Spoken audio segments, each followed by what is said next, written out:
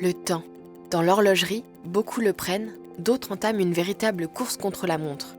C'est ainsi qu'en 1969, le premier mouvement chronographe automatique du monde était lancé. Comme les composants qui le produisent, de nombreux savoir-faire sont nécessaires à cette chaîne de production horlogère. Référence aujourd'hui exploitée dans le monde entier, le premier chronographe automatique est une véritable fierté, au point de développer un design de cadran ouvert, découvrant le cœur du mouvement. Des ingénieurs et constructeurs du mouvement s'attachent à concevoir et tester chaque composant de ce mouvement révolutionnaire avec une marge de tolérance infime.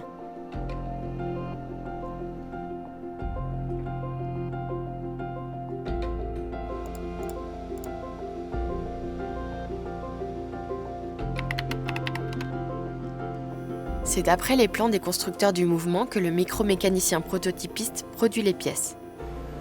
Ces premières pièces servant de prototype sont ensuite programmées, puis usinées et produites par une machine 5 axes qui travaille la matière brute pour en sortir des formes très complexes.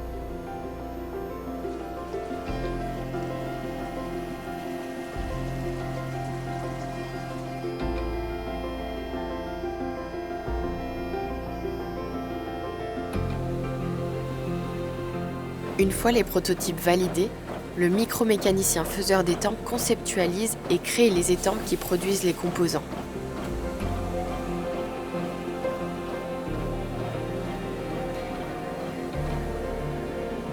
Ces composants seront ensuite assemblés pour donner vie au mouvement.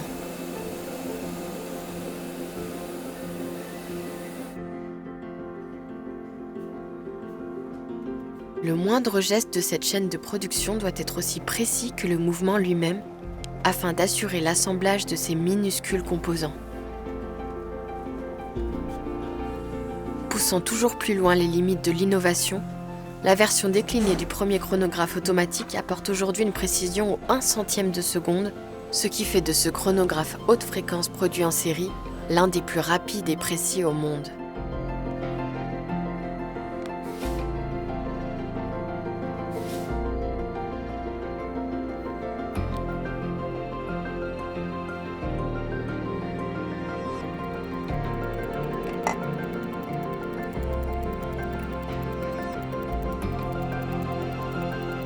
L'emboîteur positionne le mouvement terminé, le cadran et les aiguilles, puis ferme la boîte de la montre avant de tester son étanchéité.